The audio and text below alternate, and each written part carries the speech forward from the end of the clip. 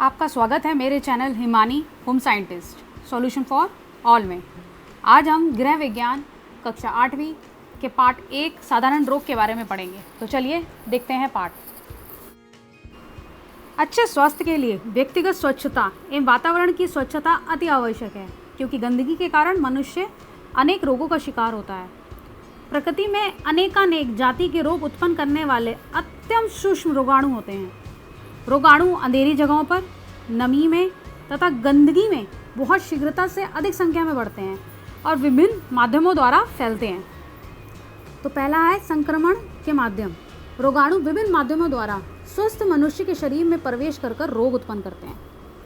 एक विशेष जाति के रोगाणु के कारण एक विशेष रोग होता है। साधारणतः रोगाणु निम्नलिखित प्रकार से रोगी मनुष्य से स्वस्थ मनुष्य के शरीर में प्रवेश करते हैं। पहला, वायु के द्वारा।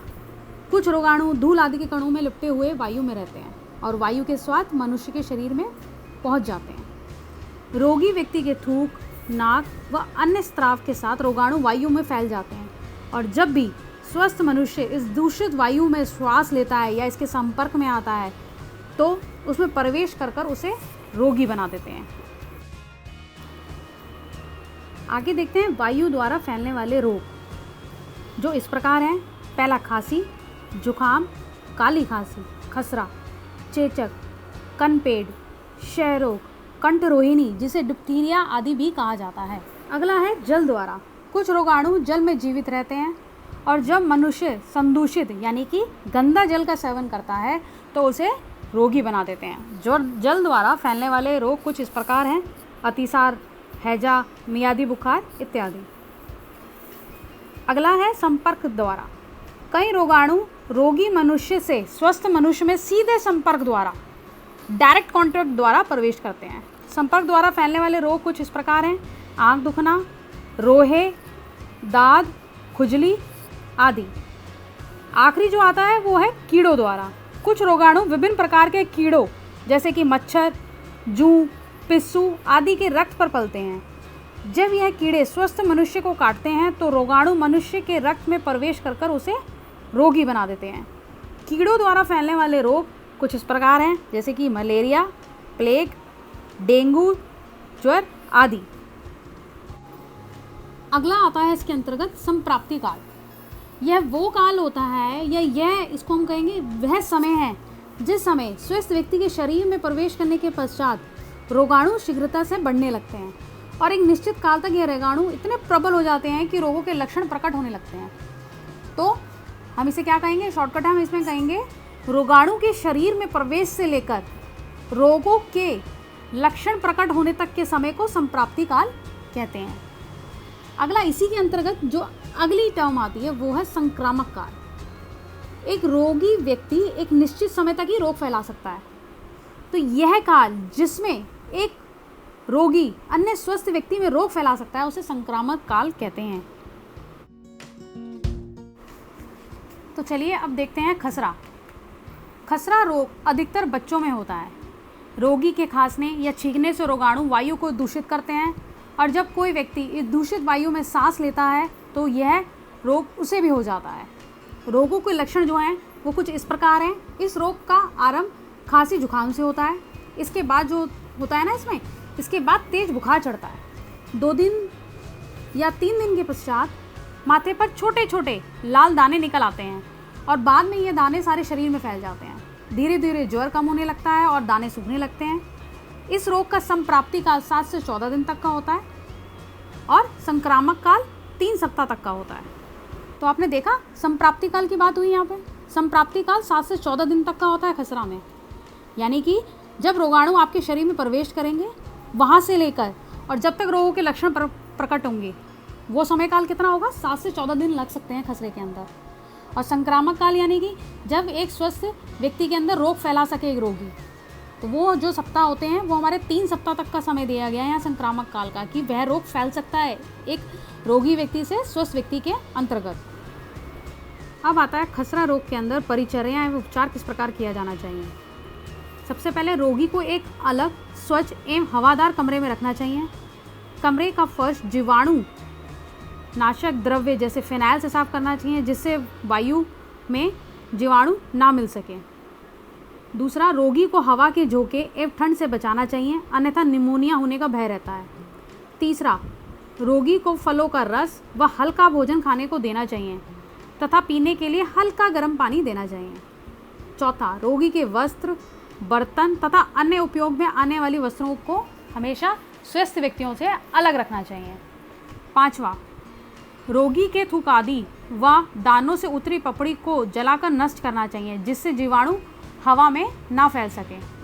छठा, रोगी को कम से कम 3 सप्ताह तक परिचारक के अतिरिक्त अन्य किसी व्यक्ति के संपर्क में नहीं आने देना चाहिए। सातवां, खसरे की रोकथाम के लिए बच्चे को 9 से 12 महीने की उम्र में खसरे के बचाव का टीका अवश्य लगवाना चाहिए।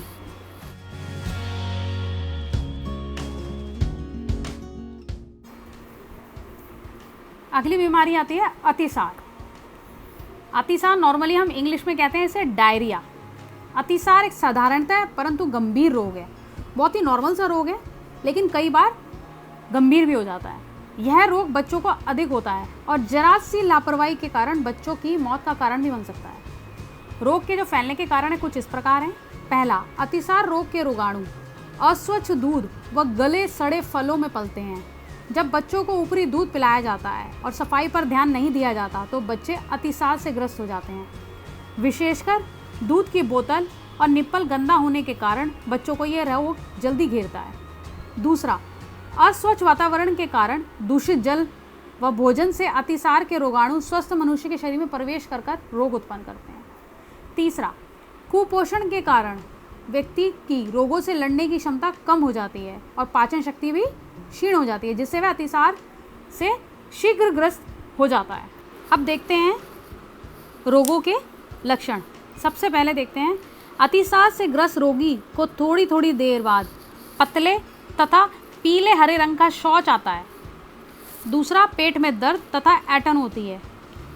शौच के साथ साथ कभी कभी रक्त भी आ जाता है। रोगी को कमजोरी आ जाती है, प्यास अधिक लगती है और जीभ सूखने लगती है। यदि रोगी को पर्याप्त मात्रा में जल ना दिया जाए तो शरीर में पानी और नमक की कमी यानी कि निर्जलीकरण की स्थिति हो जाती है। निर्जलीकरण की स्थिति में रोगी का तापमान कम हो जाता है, नाड़ी धीमी हो जाती है और चमड़ी ढीली हो जाती है और पेशाब आना बंद हो जाता है। अब देखते हैं अतिसार की परिचर्या एवं उपचार। रोगी को समान आहार देते रहना चाहिए तथा भूखा नहीं रखना चाहिए। छोटे बच्चों को माँ का दूध पिलाते रहना चाहिए। रोगी के शरीर में पानी और नमक की कमी को पूरा करने के लिए बाजार तथा प्राथमिक स्वास्थ्य केंद्र में उपलब्ध जीवन रक्षक घोल, जिसे ORS भी कहते हैं, बनाकर पिलाना चाहिए। जीवन रक्षक घोल ग्लूकोज, नमक तथा खाने वाले सोडा को मिलाकर बनाया जाता है। इसको हम नॉर्मली घर पर भी बना सकते हैं। घर पर कैसे बनाएंगे? उबले हुए पानी में नमक और चीनी का घोल बनाकर भी रोगी को दिया जा सकता है। रोगी को भरपूर मात्रा में तरल पदार्थ जैसे कि शरबत, शिकंजी, लस्सी, छाछ, हल्की चाय, नारियल पानी, चावल का मांड तथा फटे दूध का पानी देते रहना चाहिए। रोगी की स्थिति में सुधार होने पर उसे नरम आहार जैसे दूध, दही, कस्टर्ड, नरम उबला चावल, अंडा, उबली हुई सब्जियां देनी चाहिए। अतिसार में निम्नलिखित खाद्य पदार्थों से विशेषकर परहेज रखना आवश्यक है। सबसे पहला किससे परहेज रखेंगे हम? हरे पत्तेदार सब्जियां नहीं खाएंगे, मोटे छिलके व बीजों वाले फल नहीं खाएंगे, तले हुए खाद्य पदार्थ नहीं खाएंगे, मिर्च मसाले नहीं खाएंगे, चटनी व अचार नहीं खाएंगे। क्यों नहीं खाएंगे? क्योंकि अतिसार में हमारी जो पाचन शक्ति है वो कमज़ोर हो जाती है और इतना भारी भोजन हमारा शरीर नहीं पचा पाता है, इसलिए। अब देखते हैं रोग से बचाव के उपाय। बच्चों की दूध की बोतल व निप्पल उबालकर रोगाणु रहित कर ही प्रयोग करनी चाहिए। बच्चों को दूध उबालकर और हर बार साफ उबली बोतल में डालकर पिलाना चाहिए। भोज्य पदार्थों को मक्खियों से बचाना चाहिए और सदैव ढककर रखना चाहिए। हाथों को हमेशा अच्छे साबुन या राख या स्वच्छ जल से धोना चाहिए। अधिक गले हुए फल व सब्जियों का प्रयोग नहीं करना चाहिए। तो ये कुछ रोगों से बचाव के उपाय थे जो हमें करने चाहिए। अगला रोग है आँख दुखना। यह रोग बच्चों में अधिक होता है और इसका मुख्य कारण व्यक्तिगत एवं वातावरण की अस्वच्छता है। आँखों में धूल व गंदगी पड़ने से यह रोग होता है और संपर्क द्वारा फैलता है। इस रोगों की जो लक्षण है वो इस प्रकार हैं। रोगी की आंखें लाल हो जाती हैं, आंखें सूज जाती हैं और उसमें से पानी बहने लगता है और गंदगी निकलती है। आँखों में दर्द होने लगता है और आँख खोलने में कठिनाई होती है। अब इसकी परिचर्या उपचार इस प्रकार है। रोगी को तेज रोशनी से दूर रखना चाहिए। आँखों को बोरिक के घोल से धोना व सेकना चाहिए। रोगी को नेत्र विशेषज्ञों को दिखाकर उसकी परामर्श के अनुसार आँखों में दवाई डालनी चाहिए। अपने आप कभी भी आँख के अंदर दवाई नहीं डालनी चाहिए। हमेशा डॉक्टर की सलाह से ही आँख के अंदर दवाई डालनी चाहिए। रोग से बचाव के उपाय। रोगी को स्वस्थ व्यक्तियों से अलग रखना चाहिए। आँख को स्वच्छ शीतल जल से धोना चाहिए। यदि संभव हो तो रोगी की आँखों पर चश्मा लगवाना चाहिए, जिससे कि ये रोग एक स्वस्थ व्यक्ति में ना फैले। आखिरी रोग जो हम इसके अंतर्गत पढ़ेंगे वो है मलेरिया। मलेरिया एक संक्रामक रोग है जो भारत जैसे गर्म देशों में अधिक होता है। यह रोग एक सूक्ष्म परजीवी के कारण होता है जिसका नाम है एनाफिलिस मादा मच्छर। जब यह मच्छर किसी व्यक्ति को काटते हैं तो इनका लार द्वारा परजीवी उस व्यक्ति के रक्त में प्रवेश कर उसे रोगी बना देता है। इस रोग के जो लक्षण हैं वो इस प्रकार हैं। रोगी के शरीर तथा सिर में दर्द होता है, रोगी का जी मिचलाता है और उसे उल्टी आती है।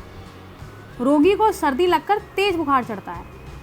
बुखार उतरते समय पसीना आता है। अब देखते हैं इसकी परिचर्या एवं उपचार। रोगी को विश्राम की आवश्यकता होती है। रोगी को डॉक्टर की सलाह से दवाई देनी चाहिए। रोगी को हल्का भोजन देना चाहिए। बुखार उतरने पर असावधानी नहीं करनी चाहिए। अब इसके रोग से कैसे बचेंगे? इसके कुछ उपाय हैं जो हमें अपनाने चाहिए। मलेरिया रोग मच्छरों द्वारा फैलता है, अतः मच्छरों को नष्ट कर इस रोग से बचा जा सकता है। सबसे पहले हम क्या करेंगे? मच्छर जो होते हैं मलेरिया के, वो ठहरे हुए गंदे पानी में अंडे देते हैं और पलते हैं, अतः गंदे पानी के गड्ढों को मिट्टी से भरवा देना चाहिए या गंदे पानी की सतह पर मिट्टी का तेल छिड़क देना चाहिए, जिससे मच्छर के लार जो होते हैं वो मर जाएं। मच्छर अंधेरी तथा गंदी जगहों पर निवास करते हैं, अतः घरों में हवा, धूप व प्रकाश की पूर्ण व्यवस्था होनी चाहिए। रात को सोते समय मच्छरों के काटने से बचने के लिए मच्छरदानी का प्रयोग करना चाहिए तथा मच्छर भगाने वाली क्रीम भी शरीर पर लगाई जा सकती है। मच्छरों को भगाने के लिए नीम, गूगल या बाजार में मिलने वाली टिक्कियों का धुआं भी कर सकते हैं।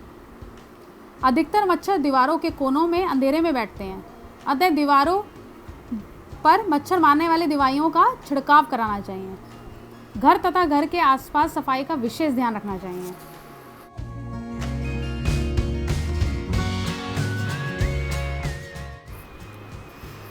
आगे इसके अंतर्गत आता है बचाव के टीके। कुछ जानलेवा रोगों जैसे क्षय रोग, जिसे हम टीबी कहते हैं, कंठ रोहिणी, काली खांसी, टेटनस व खसरा से बचाव के लिए बच्चों को बचाव के टीके लगवाना अत्यंत आवश्यक है। इसके अतिरिक्त अपाहिज करने वाले रोग जैसे पोलियो से बचाव के लिए दवाई की खुराक भी बच्चों को पिलवाना आवश्यक है। यह बचाव के टीके सभी सरकारी अस्पतालों में, डिस्पेंसरियों में और स्वास्थ्य केंद्रों में मुफ्त लगाए जाते हैं। तो प्रत्येक बच्चे को 6 रोगों से बचाव के टीके जो सरकार मुफ्त लगाती है वो निम्नलिखित है। जैसे कि सबसे पहला हमें जो बच्चों को टीका लगाते हैं वो है जन्म पर लगाया जाता है। जन्म पर BCG का टीका दिया जाता है सबसे पहले, जो टीबी से बचाव के लिए दिया जाता है, और ओरल पोलियो वैक्सीन पिलाई जाती है। इसके बाद आता है 1.5 महीने की उम्र में DPT का पहला टीका बच्चे को दिया जाता है और पोलियो की खुराक दी जाती है। 2.5 महीने की उम्र में DPT का दूसरा टीका और पोलियो की दूसरी खुराक दी जाती है।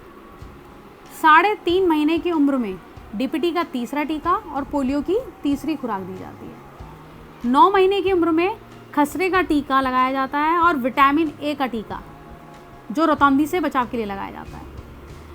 इसके बाद 1.5 साल से 2 साल की उम्र के बीच DPT का बूस्टर टीका और पोलियो की बूस्टर खुराक दी जाती है। आखिर मैं ये कहना चाहूँगी कि रोगों से सुरक्षा के लिए नियमित समय पर टीका लगवाना बहुत आवश्यक है और पूरी खुराक देना भी आवश्यक है। यदि किसी कारणवश टीका लगवाने में देर हो जाए तब भी वह टीका डॉक्टर की सलाह के अनुसार अवश्य लगवाना चाहिए और टीका छोड़ना नहीं चाहिए।